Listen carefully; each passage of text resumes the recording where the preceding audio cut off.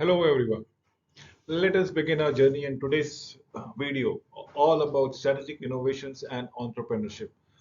So, types of innovation. We'll talk about the innovations and entrepreneurship because everything is related to each other's. The more you innovate, the better the product comes, the better the service comes, the better your business becomes.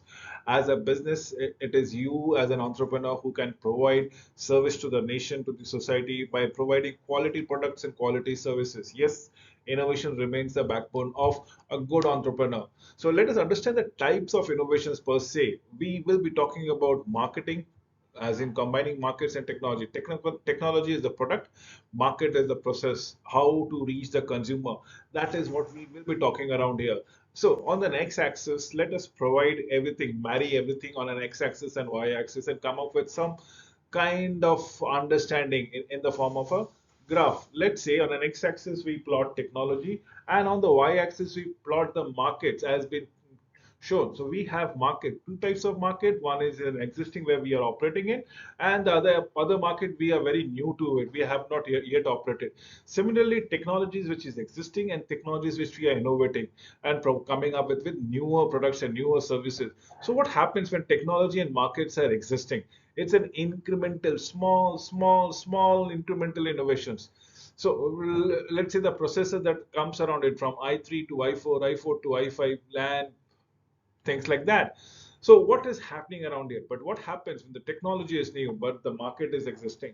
So it's a disruptive technology. We are bringing a new product altogether, and that is what we are looking forward to. Remember when at the times of analog phones, where we used to have buttons, phones and buttons to call, and then we have a flat screen without keyless mobile altogether. It's a flat screen smartphone as you know it as of today. It's a disruptive technology that comes around it. It's a disruptive innovation. Remember, technology is completely new. The market is existing. Market people are aware of what exactly is mobile phone is all about it. Similarly, when technologies are existing but market is new, so what are we doing it? We are doing an architectural innovations, as in process innovation, as in educating the people or preparing the market for our kind of product. Let's say the GPS to handheld consumer devices as on when on basis. That's the example. But when both the markets and the technologies are new, we are talking complete innovation, radical changes altogether. This is what the MRI radiology was all about it, and that is what we should be talking around. Yes, hybrid is an intermediate steps for autos, as in the case of all about it. We are having a completely fossil fuel combustion engines that comes around here, and probably right now we are in the midst of somewhat between fossil fuels and somewhat with battery that we are managing it. It's an hybrid model, essentially, which will actually translate into complete eradication of fossil fuel vehicle and complete move towards an electric vehicle or lithium ion battery until and unless another materials of a battery which can store energy and probably will provide as a mode of transport. Remember, combustion has been an automobile standard for over 100 years. It's time for a new standard. This is one scenario from song. That is what we will be talking around here. Yes, the comparative success of leaders and followers. I'm just giving you a success leaders and followers who were innovators, what were the followers, and who actually was winner. At times, you will see winners were the outright innovators. At times, winners with the outright followers who has incrementally improved upon it. Let's say for Jet Airlines, innovator was de Havilland, follower being Boeing. Who is the winner? Is the follower. The Boeing is the winner. Float Glass, Pilkington, and Corning. The winner is the innovator out here. In terms of X-ray, you will see the follower, the General Electric, having a good lead over the market. And something similar to around here. I would want my audiences to pause over here on this particular video, on this particular slide, and understand who were doing what kind of businesses, as in whether the innovator always leading or it was the followers leading. You will have certain cases as not clear. Let's say in terms of plain paper copiers, Xerox and Canons are doing wonderfully well, equally at neck to neck. But who was the innovator? Xerox. And who was the follower? Canon. Most of the time, what has happened? How do you go around it? This is what you would like to go around.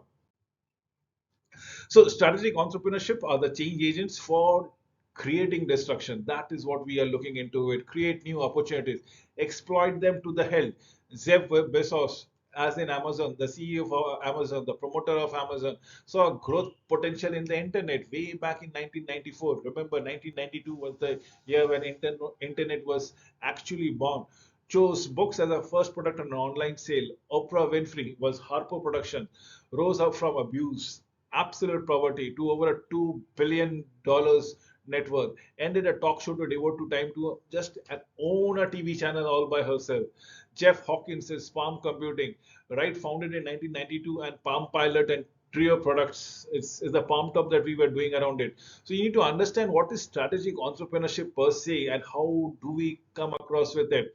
The implementation, right from inventions to innovations. Invention is absolutely radical. Innovation is all about it. Invention is radically coming up with a new product. Innovation is incremental improvement. So while invention depends upon creativity, successful innovation requires integrating the knowledge, the new knowledge I'm talking about it, with multiple business function as the case might be. Need to link R&D as in research and development department with other functions. That's the marketing. Remember the problems of Xerox Spark was actually a solution for Canon. The role of cross-functional new product development teams as a vehicle for integration. The role of a product champions in achieving integration and counteracting organizational inertia. This is very important for the audiences to understand time and again. What are your champion products? How does it integrate with your business processes? And probably how does it picks up the fancies of the end consumer perhaps. So discontinuous periods of paradigm. Remember what we were talking about it in between. There would be periods of paradigm when we are in between one of the technologies and one of the products. Right now, per se, if you want to go around it, people are moving from desktop to laptops, desktop and laptops, and probably things will move gradually towards laptops. Why? Because it has an easy mode of carrying altogether. So periods with underlining standard changes, paradigm shift, new technology revolutionize existing industry, new standard is established. Technology comes into an S curve. Remember S curve, physical limits nearing or probably reached. Incumbent needs absorptive capacity. Existing firms must place good bets on new technologies. Example of discontinuities: airplanes, propeller jets, cameras, film to digital, TV screen, vacuum tube, which you used to have it. Right now we have a flat panel screen. It's a digital board that we go around it. Music storage. We had a vinyl records to CDs, and right now we have an MP3 storage players which stores all the music in a digital format. So these are the periods of discontinuities that needs to be addressed and understood. Remember what we are talking about in disruptive innovations. We are talking about example of disruptive as in the mini steels, integrated steel plants, Japanese car maker. What are we looking out here? We are looking at technology being evolved. As the technology evolves, the performances improves, probably lowers down the cost. So we are talking about personal computers. I just spoke to you about the laptops and the desktops, portable ultrasonic, large stationary ultrasound equipment, angioplasty, open heart surgery, technology. These are things that needs to be understood time and again. Remember, Google Chrome operating system could be a disruptor of traditional Microsoft operating system. The Android operating system. Right nowadays, we have smart television. Basically, it's an Android operating system. It's an Android television, if I may say so. The conditions of creativity is operating and innovating.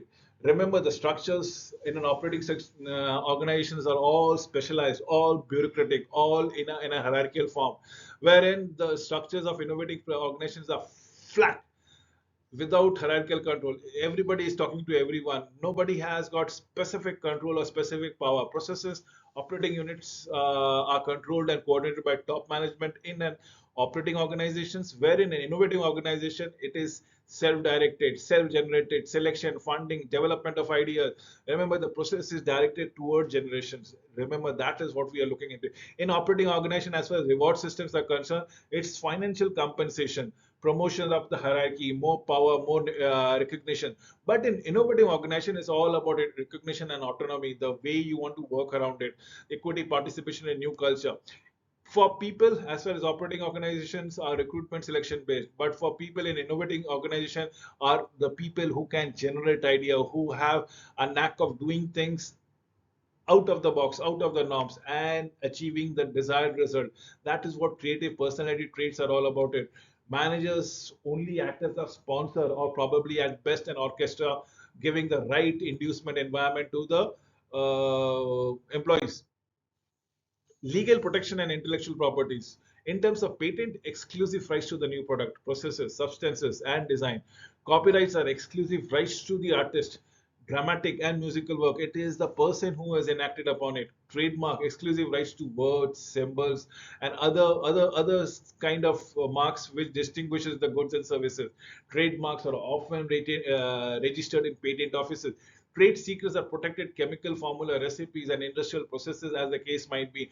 So, legal protection about intellectual property rights are four things: patent, copyright, trademark, and trade secret. I repeat, patent, copyright, trademark, and trade secret, as the case might be. Innovation, a novel and a useful idea that is successfully implemented. Remember, innovation is nothing but an idea which is new, an idea which is useful or can be monetized, an idea which can be implemented, actually executed in the market. This is the backbone of innovation. Something which is new, something which is useful, and something which can be implemented, executed, lapped by the market, loved by the audiences and the consumer alike. So, alternative strategies for exploiting innovations. Now, what are they? They are licensing, outsourcing, strategic alliances, joint ventures, and internal commercializations. That is what we are trying to do. It. We try to license it out. Our product, we can license somebody else to make it, prepare it, and market it. We can outsource certain functions of our business. We can have a strategic alliances between two or more companies. We can have a joint venture where we work. We form a third entity between two companies, joint venture, and internal commercialization. What are my risk and return in either of the forms, either of the strategies? Remember, we are talking about strategic leadership and innovations per se. In licensing, the risk is very small. In outsourcing, it limits to the investment that comes around it to a certain extent that what we have outsourced. In strategic alliance, benefits of flexibility and risk for informal structure. Why? Because uh, there are two entities who is supposed to work on their own. Joint ventures are shared investment and risks. Now, this is a one step more than ahead than the strategic alliances, where you form a third entity. Entity one, entity two, both join hands and form an entity three. So internal commercialization is the biggest risk, because the idea might have a spark, or it might fail to flutter at all. So either way, it's you either complete 100% gain or 100% loss. In terms of competing resources, licensing, it's very few. Outsourcing allows outside resources and capabilities. Strategic alliances and joint ventures will have permitting pooling about their resources and capabilities to execute that issue or that business. Whereas internal commercialization, complete resource requirement is required, because it's whole and sole organic in nature. So examples for licensing are Konica. Licensing is digital camera. Examples for outsourcing are Pixar movies, as in the Toy Story, distributed and marketed by Disney. Similarly, for strategic alliances, Apple and Sharp build on the Newton PDAs. Then we have the joint ventures, as in Microsoft and NBC work form to form MSNBC, as the case might be, and the internal commercialization is the tie development of digital signals and processing chips. So, competition driven by innovation. Remember, innovation is a discovery, complete discovery. Invention is a complete discovery of new product. It was not there, it was not existing. Nobody knew about it, even nobody had an idea about it. It was a complete new discovery of ideas and product. The airplane, before it was there, mankind has been existing on this planet for approximately 2000 years, has been documented, but aircraft has been there for hardly 150 years old or 170 years old. So before that, airplane was not there. Innovation is the commercializations of invention. This is what we need to remember. The Wright brothers might have built an airplane, but it was the Boeing and the Airbus selling the airplanes, as in commercializing it. Scumter Gale of creative destruction is encyclopedias of Wikipedia, as the case might be, typewriters to PCs, personal computers, pharmaceutical to the customer requirement, as the case might be. What are we looking into it? Strategic highlights, G's reverse innovation. It's all about your disruption, and can you disrupt yourself? The global healthcare diagnostic, USG machines, ultrasonic machines for research hospital was costing approximately $230,000. limited market for a developing country is absolutely not possible at that high rate. In 2002, the local team of GE China developed a portable ultrasonograph machine, which was laptop-based technology and was costing a fragment, approximately one-fourth of it, or should I say less than one-fourth of it. It was approximately 30,000 US dollars, approximately one-seventh of what things were happening around it. It was hammered down. The price was hammered down by another 7 years down the lane, introduced by handheld US ultrasonography machine, which was one-third the price of the laptop-based technology, $10,000 only.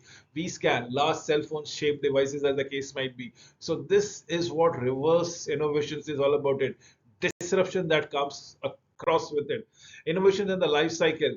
Industry life cycle, we are talking about maturity, late minority bias, more limited market growth, increased competition. That is what we are looking forward to. The cost leadership firms tends to drive the industry. Weaker firms will exit. Oligopoly is dominant industry structures in this stage. Decline, what we are looking into it. The laggards are buyers. The market size might have shrunk by them.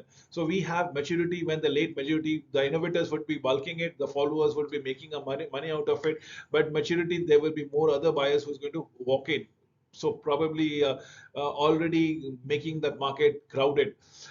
And in decline stages, the laggard will also join in, making already the crowded market more crowded, more complex. So, for strategic option at this point of time, you can make an exit. You this point of time, stay with the limited investment as in harvest is concerned, or maintain, continue with your marketing orthodox strategy.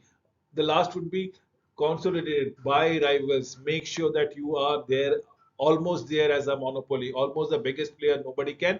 Uh, Nobody can ignore as such. That is what IBM did it. So yes, for any PLC or the product life cycle, if we say so, in this case, the industry life cycle, it is introduction, early adopters, people who have innovated and people who are following up.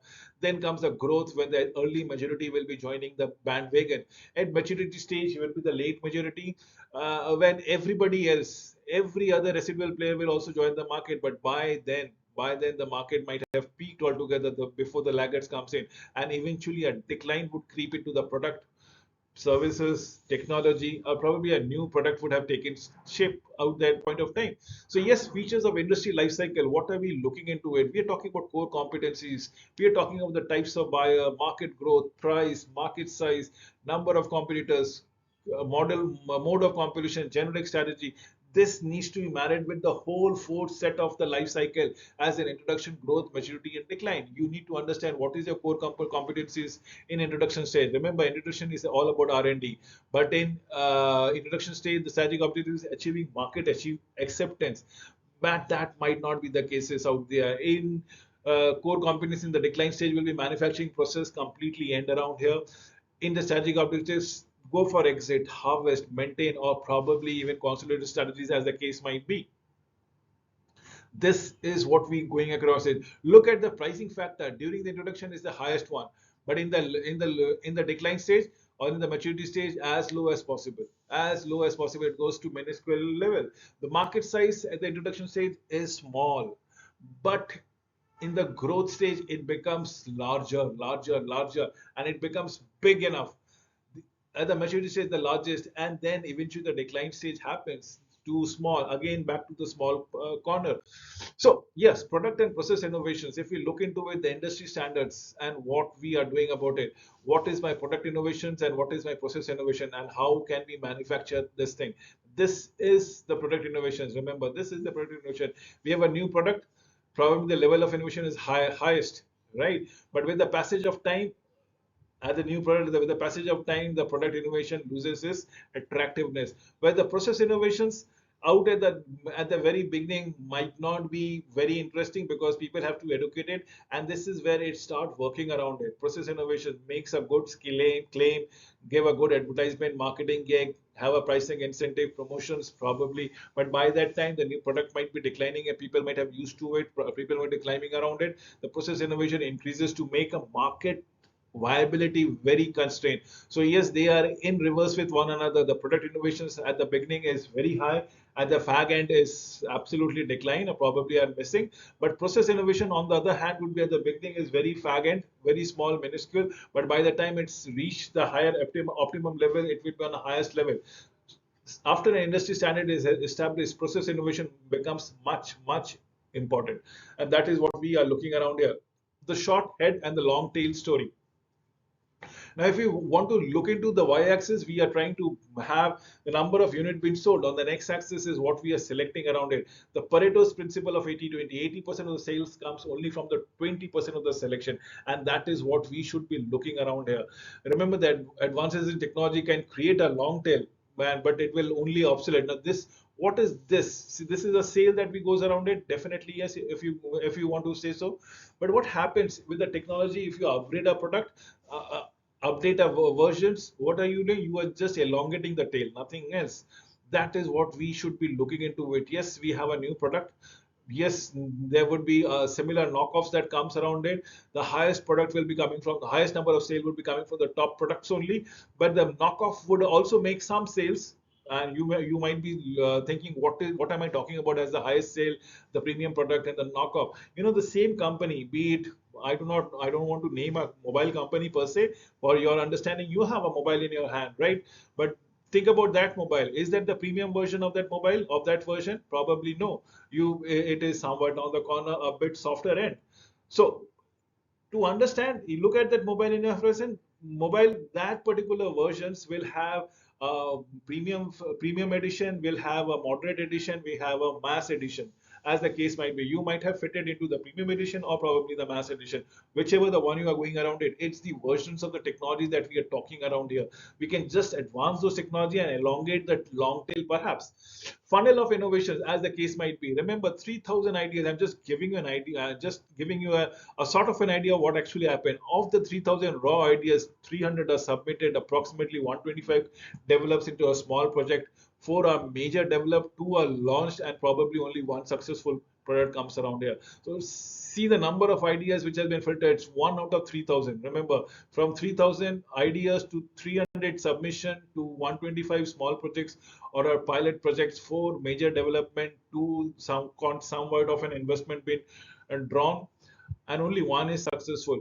Hyper competition model by continuous improvement in innovations. Now, what are we looking at? Innovation, once we have a radical innovation, absolutely new. We have from an analog phone to a digital phone or a smartphone. Then we have innovation tools, as in what all can be added as a competitive advantage. Maybe we have added the camera, probably a radio, probably a media player, whatever, looking into it. These are my innovation that goes around in your things, in your mobile. So subsequent innovation sustain the competitive advantages. Nowadays, if the mobile phone would have, it is less of a mobile phone, more of a camera, as the case might be. See the pixel sizes, what it happened, how it has been happening around.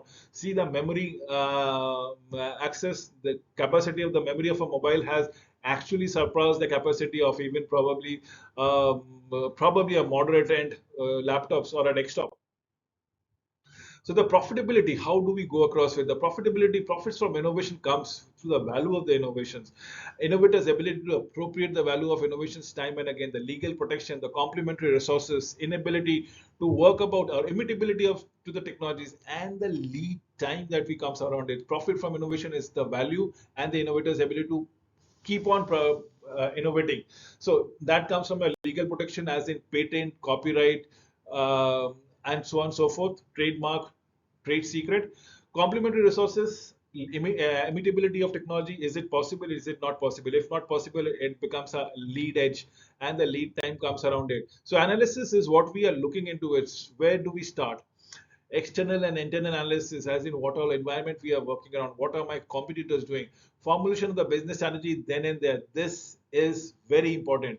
Formulation of the corporate strategy comes across it, and then it starts with an implementation, and then again the analysis. Once you started implementing it, then you start controlling and getting a feedback. So gaining a sustainable competitive advantage is a circular effort and goes round the process, round the year. So development of technologies, let's say from knowledge generation to diffusion, basic knowledge, you have basic knowledge which has been imparted into K to 12 education system. Then probably comes an innovations or invention. First the invention, then the innovation, and then probably the diffusion as far as things are concerned, wherein people, end consumer, adopt it and your competitors imitate it. So that is what supply side and demand side would be talking around here. Now, how do we benefit with that innovation? The appropriation of the value. Appropriation of value, the maximum values goes to the customer. The end customer is the focus here. You have to draw money from their pocket. Next best would be your innovators, suppliers, and imitators, which are equally probable to benefit from such innovation. With this, I come to an end of this presentation. Thank you for watching this video till the end.